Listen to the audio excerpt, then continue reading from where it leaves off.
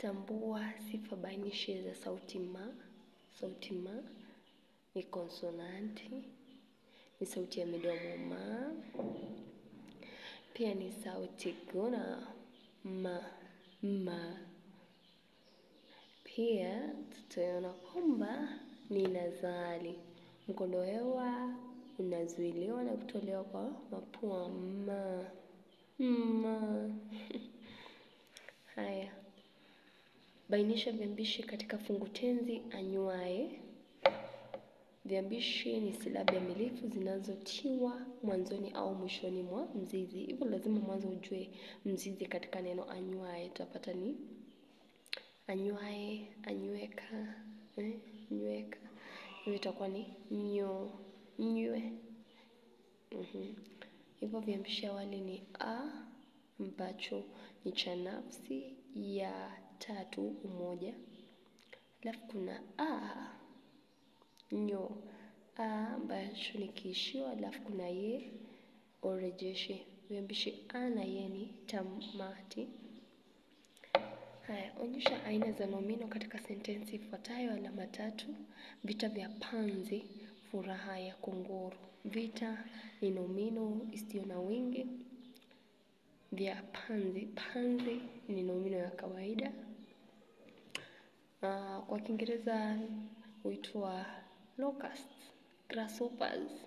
Na furaha ni nomino dhahania. Kongoro ni nomino ya kawaida. Haya, onyesha ngeli za maneno yafuatayo. Unga.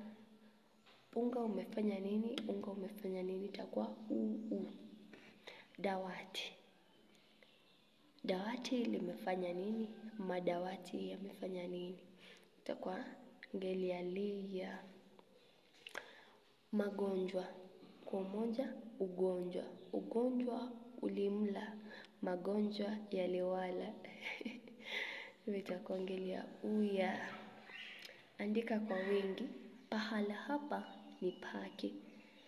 Itabadilika na kuwa pahala hapa ni pao. Kumbuka hakuna wingi wa majina ambayo yako katika ngeli ya pa, kumu. Yanabakia kuwa vile vile. Eleza matumizi ya ki katika sentensi ifuatayo. Nikija nitakuletea kitabu. Alama moja. Ki huweza kutumiwa kuonyesha udogo. Ki huweza kutumiwa kuonyesha masharti. Ki huweza kutumiwa ili kuunda neno kikamilifu. Pia ki huweza kutumiwa katika maneno ambayo yako katika ngeli ya kivi. Na pia kuleta upatanisho kisarufi. Hivyo nikija nitakuletea kitabu. Ki katika nikija itakuwa ni ki ya masharti. Hivyo nisipokuja sitakuletea kitabu. Alafu kuna kitabu pale, kuna ki katika neno kitabu ni ki ya nomino ambazo ziko katika ngeli ya kivi. Ainisha shamirisho katika sentensi ifuatayo. Alama tatu. Mama alimlisha mwanawe wali kwa kijiko. Shamirisho ni sehemu ya sentensi inayotuarifu ni nani ametendewa, ni nani anafaidi tendo hilo, ni ala ipi iliyotumiwa. Hivyo tutapata kwamba mama alimlisha mwanawe wali kwa kijiko. Kitendo kilichofanywa ni kulisha, na kilicholishwa ni wali. Aliyefaidi kulishwa, tendo la kulishwa wali na kwa ni mwana. Hivyo atakuwa ni shamirisho kitondo. Alafu ala iliyotumika ni kijiko. Hivyo tunapata kwamba shamirisho kipozi ni wali kwa sababu yapokea athari ya kuliwa moja kwa moja. Kilichopokea athari ya kulishwa wali tumepata kwamba ilikuwa ni mwana, ambacho kimetumika kulisha wali kwa yule mwana ni kijiko wala si uma. Changanua sentensi ifuatayo kwa kielelezo cha jedwali. Jedwali pia huitwa visanduku. Hivyo Nyumba yangu ni maridadi.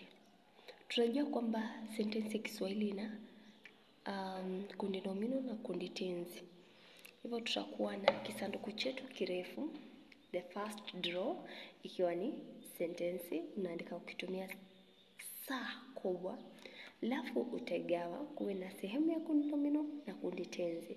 Hivyo katika rafu ya pili utapata kwamba kuna sehemu ya kundi nomino ambayo katika sentensi yetu imebeba nomino na kivumishi chake.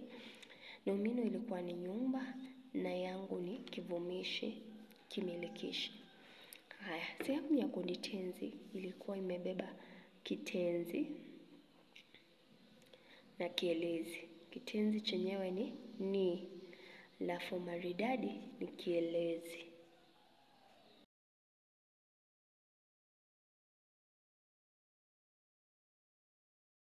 Unapochanganua sentensi, maneno ambayo yako katika ile sentensi yako lazima yawe katika mstari mmoja.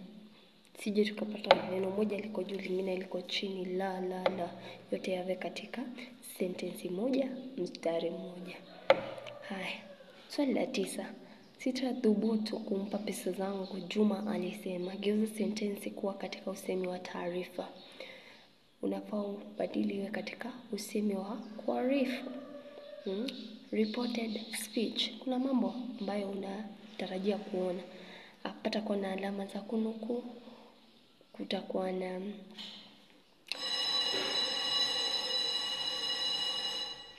kama hapo sitathubutu, itabadilika na kuwa nge. Ni baadhi ya mambo ambayo unatarajia kuona. Kwa mfano utapata jibu likiwa Juma alisema hangethubutu kumpa pesa zake. Vizuri, alama 2 za bure. Tunga sentensi agizi. Agizi ni zile ambapo ukiangalia kipengele cha kuainisha sentensi tukitumia uamilisho au kazi, tunapata kwamba tuna sentensi agizi pale unapoagiza kitu. Kwa mfano, tafadhali nipe maji, naomba ugali na kadhalika. Hivyo unaagiza, ongeza glass, mhudumu, ongeza glass. Ni hiyo sasa. Nataka nilewe tu. Nataka naongeze glass. Hivyo utakuwa unaagiza. Hivyo sitaki kuona mwanafunzi kama wengine nilivyoona wakisema mama aliagiza chai. Nataka kuona jinsi anavyoagiza, na mara nyingi itakuwa ikisha kwa kitone. Sentensi hisishi ni sentensi ambayo inaonyesha hisia.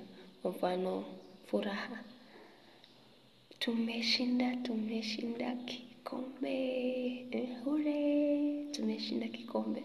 Kama ilikuwa ni labda furaha, nilikuwa nimepoteza labda kalamu yangu, nimeipata, nitasema alhamdulillah, nimepata kalamu. Labda ulikuwa unataka kitu kinusurike, kusema jambo. Haya, labda ulikuwa unaapa, wallahi nakupenda, wallahi billahi. Haya, 11.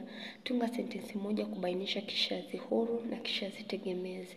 Kishazi huru ni sentensi ambayo inaweza kujitegemea, ilhali kishazi tegemezi ni sentensi ambayo huwezi kujitegemea kimaana hadi unganishwe na nyingine. Kwa mfano, mama ambaye huja hapa amekula sima kwa nyama. Mama ambaye huja hapa amefanya nini? Hivyo tunapata hicho ni kishazi tegemezi. Mara nyingi utaona kwamba kishazi tegemezi huwa na urejeshi na masharti. So kwa urejeshi utaona iko na amba au urejeshi. Ikiwa ama nikija utafanya nini? Unaona kuna pale dukuduku. Hivyo utapata kwamba hiyo ni sentensi ambayo haijakamilika kimaana. Lakini ukiangalia kishazi huru hapa itakuwa amekula sima kwa nyama. Ni sentensi ambayo imekamilika kimaana hata bila ya kuunganishwa na sehemu nyingine. Onyesha kiima na chagizo kwenye sentensi ifuatayo. Alama 2. Dereva hodari aliendesha gari kwa kasi. Kiima ni sehemu iliyokaliwa na nomino inayotenda kazi pale. Kwa mfano, dereva hodari aliendesha gari kwa kasi. Dereva pale ndiyo kiima, the subject. Alafu chagizo ni sehemu ambayo imekaliwa na kielezi. Kwa mfano, dereva hodari aliendesha gari kwa kasi. Aliendesha gari vipi? Kwa kasi. Kielezi cha namna. Hivyo ni sehemu ya sentensi iliyokaliwa na kielezi. Geuza kwa hali ya ukubwa. Mwizi aliiba kikapu kikubwa. Itakuwa jizi liliiba kapu kubwa. Utajuaje? Unapogeuza sentensi kuwa katika hali ya ukubwa, unatarajia kwamba iwe katika ngeli ya lia. Ukiangalia kwa upatanisho, ikiwa ileti upatanisho walia, basi unajua kwamba sentensi hiyo si sahihi. Ikiwa ni kwa udogo, itakuwa katika ngeli ya kivi. Hivyo jibu mwafaka ni kwamba jizi liliiba jikapu au kapu kubwa. Jambo lingine, lazima umakinike. Baadhi ya maswali haya huwa na sehemu mbili. Labda unaweza ambiwa geuza kwa hali ya ukubwa, wingi. Hivyo mwanafunzi, mwalimu, mnasihi mwenzako aweze kusoma kwa nini? Umakinifu. Badilisha sentensi ifuatayo kuwa katika hali timilifu. Alama 1. Jua linawaka. Jua linawaka. Katika hali timilifu tunatumia me, so itakuwa jua limewaka. Ingekuwa ni hali endelevu, tutasema jua linaendelea kuwaka. Ama kama ni wakati uliopita, hali endelevu itakuwa jua lilikuwa linawaka. Litakuwa linawaka. Pia unaweza pata hali ya mazoea ambapo tunatumia jua huwaka. Ukitumia mfano mmoja, eleza matumizi ya herufi kubwa kama kiakifishi. Alama 2. Herufi kubwa hutumiwa katika mwanzo wa sentensi na pia hutumiwa tunapoandika majina ya kipekee hata kama ni katikati mwa sentensi. Jina kama Kerubo. Mwalimu wangu anaitwa Kerubo. Katika neno Kerubo litaandikwa kwa herufi kubwa. Tia shada kwa neno daktari. Kumbuka shada ni msisitizo au mkazo unaotiliwa kwenye silabi za neno. Hivyo tukiangalia silabi katika neno daktari ni 3, daktari. Alafu tunatia shada katika silabi ya pili kutoka mwisho. So itakuwa baina ya k na ta. Tupate neno daktari. Tumalize hapo. Sahihisha sentensi ifuatayo. Nilitembea na mguu. Alama 1. Na hapo inaleta kwamba kulikuwa na mguu na pia kulikuwa na wewe ambao wanatembea. Hivyo jibu mwafaka, nilitembea kwa mguu. Kuna sentensi nyingine pia niliambiwa wanafunzi wangu waweze kuikarabati. Ilikuwa inasema yangu kiti ilivunjika. Anakurekebisha na kwambia changu kiti kilivunjika. Ifai hivyo. Katika sentensi ya Kiswahili tunaanzia kundi nomino, kundi tenzi. Katika kundi nomino utapata kwamba kuna nomino na kivu au kiwakilishi chake, kisha kinafuata na kivumishi, kisha sehemu ya kundi tenzi ambayo itakuwa na kitenzi na maneno mengine. Hivyo sentensi hiyo itakuwa kiti changu kilivunjika. Haitakuwa changu kiti kilivunjika. Tumakinike pia uhakikishe umeakifisha vizuri na kuna upatanisho wa kisarufi ili uweze kupata alama zako zote. Tusiwe tunatupa alama. Pika ni kwa pakua. Dish ni kuanika na andika ni kwa futa. Pika ni kwa pakua, hapo umepata kwamba ni kinyume. Hivyo kinyume cha anika kitakuwa ni anua. Kumbuka kuna vile vitenzi katika kinyume unaandika katika kauli ya kutendua.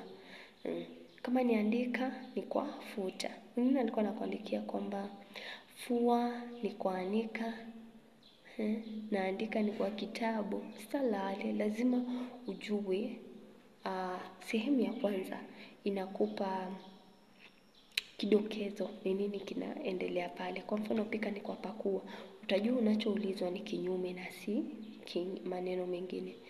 Kwingine unapata tunatumia mbinu hiyo ya utahini ilhali ni kisawe au vitawe ama vitate. Hivyo mwanafunzi makinika. Tunga sentensi mbili ukitumia kitawe ka ili kudhihirisha maana tofauti za neno hilo.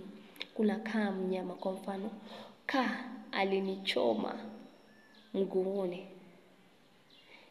Pia kuna kaa kwa maana ya kitu ambacho kiko katikati ya penseli. Kwa mfano kaa la penseli limeisha.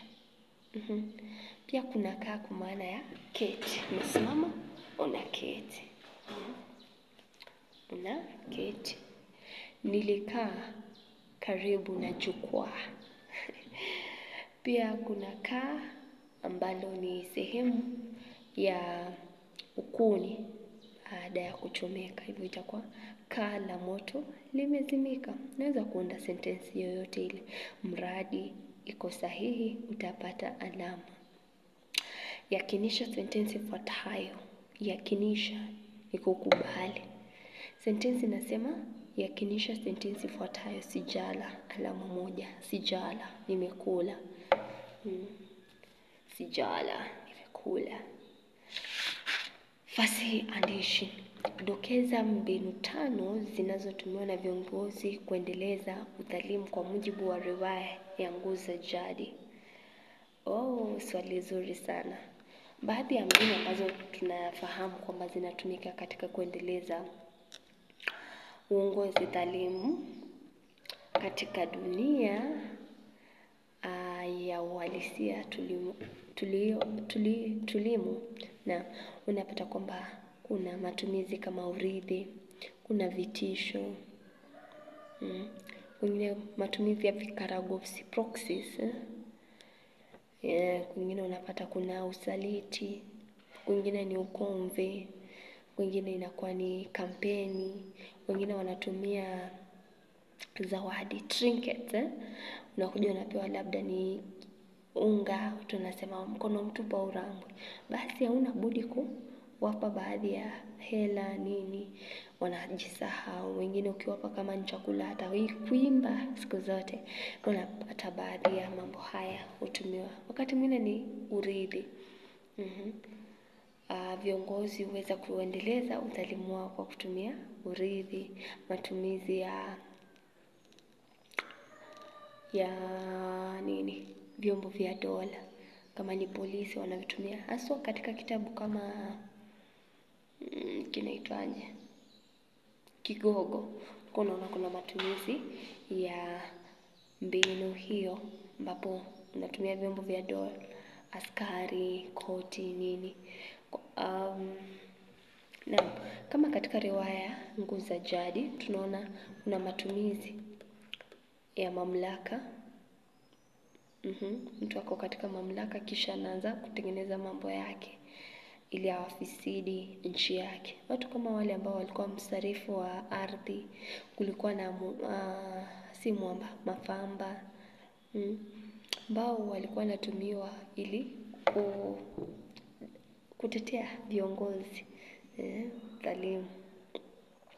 Kuna pia vyama hivi kwamba kuna mtu ambaye watafanya uchaguzi na kutoa wale ambao wanaonekana hawafai.